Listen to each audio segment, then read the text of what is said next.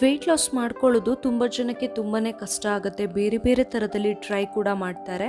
ಇವತ್ತಿನ ವಿಡಿಯೋದಲ್ಲಿ ನಾನು ವೆಯ್ಟ್ ಲಾಸ್ ಮಾಡ್ಕೊಳ್ಳೋದಕ್ಕೆ 3 ಹೆಲ್ದಿ ಡ್ರಿಂಕ್ಗಳನ್ನು ಹೇಗೆ ಮಾಡಬಹುದು ಅನ್ನೋದನ್ನು ಹೇಳ್ತಾ ಹೋಗ್ತೀನಿ. ಮೊದಲನೇದು ಇದರಲ್ಲಿ ಲೆಮನ್ ಪೀಲ್ ಟೀ ಅಥವಾ ನಿಂಬೆ ಹಣ್ಣಿನ ಸಿಪ್ಪೆಯ ಟೀ. ಇದನ್ನ ಹೇಗೆ ಮಾಡೋದು ಅಂತ ಹೇಳ್ತೀನಿ. ಇದನ್ನ ನಾವು ತುಂಬಾ ಈಸಿಯಾಗಿ ಮಾಡ್ಕೊಳ್ಬಹುದು. ಫಸ್ಟಿಗೆ ನಾನು ಒಂದು ಪಾತ್ರೆನ ಬಿಸಿಗಿಟ್ಕೊಂಡು ಅದಕ್ಕೆ 1 ಲೋಟ ಆಗುವಷ್ಟು ನೀರನ್ನು ಹಾಕಿದ್ದೀನಿ. ಅದಾದ್ಮೇಲೆ ಒಂದು ಅರ್ಧ ಇಂಚ್ ಆಗುವಷ್ಟು ಶುಂಠಿನ ಜಜ್ಜಿ ಅದಕ್ಕೆ ಹಾಕಿದ್ದೀನಿ. ಹಸಿ ಶುಂಠಿ ನಮ್ಮ ದೇಹಕ್ಕೆ ತುಂಬಾನೇ ಒಳ್ಳೆಯದು. ವೆಯ್ಟ್ ಲಾಸ್ ಮಾಡ್ಕೊಳ್ಳೋದಕ್ಕೆ ಎಲ್ಲ ತುಂಬಾನೇ ಹೆಲ್ಪ್ ಆಗುವಂಥದ್ದು. ನಮ್ಮ ಬಾಡಿಯಲ್ಲಿರೋ ಟಾಕ್ಸಿನ್ಸ್ ಎಲ್ಲ ಹೊರಗೆ ಹಾಕುತ್ತದು. ಅದಾದ್ಮೇಲೆ 1 ಪೀಸ್ ಆಗುವಷ್ಟು ಚಕ್ಕೆನ ಹಾಕ್ತಾ ಇದ್ದೀನಿ. ನೀವು ಚಕ್ಕೆಯ ಪೌಡರ್ ಆದರೂ ಹಾಕ್ಕೊಳ್ಬಹುದು. ಚಕ್ಕೆ ಪೌಡರ್ ಇದ್ರೆ ಒಂದು ಅರ್ಧ ಸ್ಪೂನ್ ಆಗುವಷ್ಟು ಚಕ್ಕೆಯ ಪೌಡರ್ ಹಾಕಿ. ಈ ಚಕ್ಕೆ ಕೂಡ ಹಾಗೆ ವೆಯ್ಟ್ ಲಾಸ್ ಮಾಡ್ಕೊಳ್ಳೋದಕ್ಕೆ ಅಂತೂ ತುಂಬಾನೇ ಹೆಲ್ಪ್ ಆಗುವಂಥದ್ದು. ಹಾಗೆ 1 ಲವಂಗನ ಹಾಕ್ತಾ ಇದ್ದೀನಿ. ಲವಂಗ ಡೈಜೆಷನ್ಗೆಲ್ಲ ತುಂಬಾನೇ ಹೆಲ್ಪ್ ಆಗೋದ್ರಿಂದ ವೆಯ್ಟ್ ಲಾಸ್ ಮಾಡ್ಕೊಳ್ಳೋದಕ್ಕೆ ಕೂಡ ತುಂಬಾನೇ ಹೆಲ್ಪ್ ಮಾಡುತ್ತೆ. ಅದಾದ್ಮೇಲೆ ನಾನು ಲಿಂಬೆಹಣ್ಣಿನ ಸಿಪ್ಪೆಯ ಪೌಡರ್ ಏನಿದೆ ಅದನ್ನು ಒಂದು ಅರ್ಧ ಟೀ ಸ್ಪೂನ್ ಆಗುವಷ್ಟು ಹಾಕ್ತಾ ಇದ್ದೀನಿ. ಜಾಸ್ತಿ ಹಾಕಿದ್ರೆ ತುಂಬ ಕಹಿ ಬರುತ್ತದು, ಸೊ ಸ್ವಲ್ಪನೇ ಹಾಕ್ತಾ ಇದ್ದೀನಿ. ಅದಿಷ್ಟನ್ನ ಹಾಕಿ ನಾವು ಇದನ್ನ ಚೆನ್ನಾಗಿ ಕುದಿಸ್ಬೇಕು. ಈ ಲೆಮನ್ ಪೀಲ್ ಟೀ ಏನಿದೆ ಇದನ್ನ ಊಟ ಆದ್ಮೇಲೆ ಕುಡಿದ್ರೆ ತುಂಬಾನೇ ಒಳ್ಳೆಯದು. ಇದು ನಾವು ತಿಂದಿರುವಂತಹ ಎಕ್ಸ್ಟ್ರಾ ಫ್ಯಾಟ್ ಅಥವಾ ಏನಾದರೂ ಜಿಡ್ಡಿ ಪದಾರ್ಥ ಎಲ್ಲ ಇರಬಹುದು, ಇದನ್ನೆಲ್ಲ ಕರಗಿಸೋಕೆ, ಎಕ್ಸ್ಟ್ರಾ ಕೊಬ್ಬನ್ನು ಕರಗಿಸೋಕೆ ತುಂಬ ಹೆಲ್ಪ್ ಮಾಡುತ್ತೆ. ಆದ್ದರಿಂದ ಇದನ್ನು ಆದಷ್ಟು ಆಫ್ಟರ್ ಫುಡ್ ತಗೊಳ್ಳೋದು ಒಳ್ಳೆಯದು. ದಿನಕ್ಕೆ 1 ಅಥವಾ 2 ಸಾರಿ ತಗೊಂಡ್ರೆ ಸಾಕಾಗುತ್ತೆ. ಇದು ಸರಿಯಾಗಿ ಕುದ್ದ ಮೇಲೆ ಇದನ್ನು ಸೋಸ್ಕೊಂಡು ಬಿಸಿ ಬಿಸಿ ಇರುವಾಗಲೇ ಅಥವಾ ಬೆಚ್ಚಗೆ ಇರುವಾಗಲೇ ಕುಡಿಬೇಕು. ಆವಾಗ ಇದು ವೆಯ್ಟ್ ಲಾಸ್ಗೆ ತುಂಬಾ ಹೆಲ್ಪ್ ಮಾಡುತ್ತೆ. ಇದು ವೆಯ್ಟ್ ಲಾಸ್ ಮಾಡ್ಕೊಳ್ಳೋದಕ್ಕೆ ಮೊದಲನೇ ನ್ಯಾಚುರಲ್ ಡ್ರಿಂಕ್. ಇವಾಗ ಎರಡನೇ ಇದು ಹೇಳ್ತಾ ಹೋಗ್ತೀನಿ.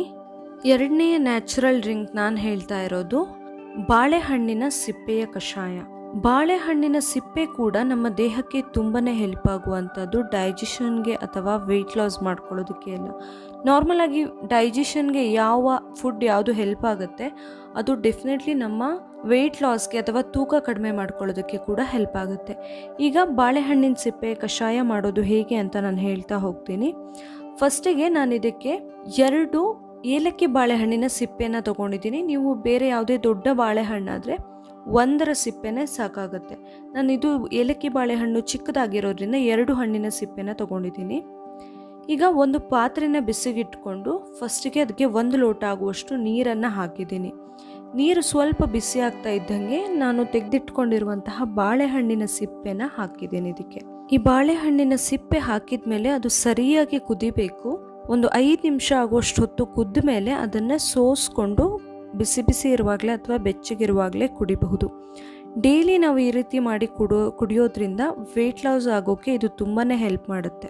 ಈಗ ನಾನು 3ನೇ ರೀತಿಯಲ್ಲಿ ವೆಯ್ಟ್ ಲಾಸ್ ಮಾಡ್ಕೊಳ್ಳೋದಕ್ಕೆ ನ್ಯಾಚುರಲ್ ಡ್ರಿಂಕ್ ಹೇಗೆ ಮಾಡೋದಂತ ಹೇಳ್ತಾ ಹೋಗ್ತೀನಿ. ಇದು ಇನ್ಯಾವುದೂ ಅಲ್ಲ, ಜೀರಾ ವಾಟರ್ ಅಥವಾ ಜೀರಿಗೆ ನೀರು. ಇದನ್ನು ತುಂಬ ಸಿಂಪಲ್ ಆಗಿ ಮಾಡಬಹುದು. ಇದರ ಬೆನಿಫಿಟ್ಸ್ ಕೂಡ ಹಾಗೆ ಬರೀ ವೆಯ್ಟ್ ಲಾಸ್ ಮಾಡ್ಕೊಳ್ಳೋದಕ್ಕೆ ಅಲ್ಲ, ತುಂಬ ರೀತಿಯಲ್ಲಿ ಹೆಲ್ಪ್ ಆಗುವಂಥದ್ದು. ಇದು ಮಾಡೋದು ಕೂಡ ತುಂಬಾ ಈಸಿ. ಆದರೆ ಅದರ ಬೆನಿಫಿಟ್ಸ್ಗಳಿದೆ ಅಲ್ಲ ತುಂಬಾ ಡಿಫ್ರೆಂಟ್ ಆಗಿರುತ್ತೆ. ತುಂಬಾ ನಮಗೆ ಹೆಲ್ಪ್ ಆಗುವಂಥದ್ದು ಪ್ರತಿಯೊಂದು ಕೂಡ. ಸೊ ಇದಕ್ಕೆ ನಾವು ಏನು ಮಾಡಬಹುದು ಅಂತ ಹೇಳಿದರೆ, ನಾವು ಇದನ್ನ ಪ್ರತಿದಿನ ಕುಡಿಬಹುದು ಆ್ಯಕ್ಚುಲಿ. ಸೊ ಇದನ್ನು ಏನು ಮಾಡಬೇಕು ಅಂತ ಹೇಳಿದರೆ, ಜೀರಿಗೆ ನೀರು ಮಾಡೋದಕ್ಕೆ ನಾನು ಫಸ್ಟಿಗೆ ಒಂದು ಪಾತ್ರೆನ ಬಿಸಿಗಿಟ್ಕೊಂಡು ಅದಕ್ಕೆ 1 ಲೋಟ ಆಗುವಷ್ಟು ನೀರನ್ನು ಹಾಕಿದ್ದೀನಿ. ಅದಕ್ಕೆ ಅರ್ಧ ಸ್ಪೂನ್ ಆಗುವಷ್ಟು ಜೀರಿಗೆನ ಹಾಕ್ತಾ ಇದ್ದೀನಿ. ಇದನ್ನು ನಾವು ಚೆನ್ನಾಗಿ ಕುದಿಸ್ಬೇಕು. 1 ಕುದಿ ಬಂದಮೇಲೆ ಗ್ಯಾಸ್ ಉರಿ ಸಣ್ಣ ಮಾಡಿ ಅದನ್ನು ಒಂದು 5 ನಿಮಿಷ ಕುದಿಸ್ಬೇಕಾಗತ್ತೆ. 1 ಲೋಟ ಆಗೋದು ಅರ್ಧ ಲೋಟಕ್ಕೆ ಬರುವಷ್ಟು ಹೊತ್ತು ಕುದಿಸ್ಬೇಕಾಗತ್ತೆ.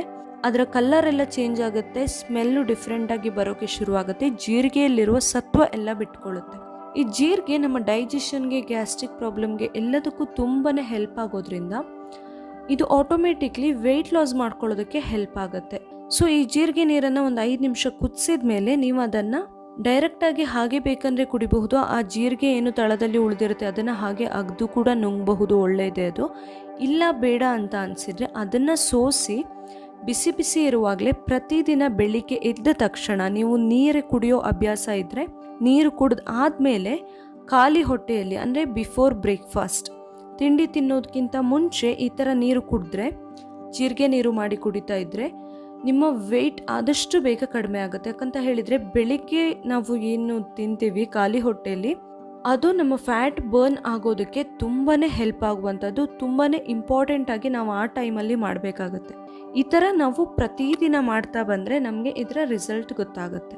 ತುಂಬಾ ಈಸಿಯಾಗಿ ನಾವು ವೆಯ್ಟ್ ಲಾಸ್ ಮಾಡ್ಕೊಳ್ಬೇಕು ಅಂತ ಅಂದ್ಕೊಳ್ಳೋರು ಈ ಥರ ಸಿಂಪಲ್ ಆಗಿ ಜೀರಿಗೆ ನೀರನ್ನು ಮಾಡಿ ಕುಡಿಬಹುದು.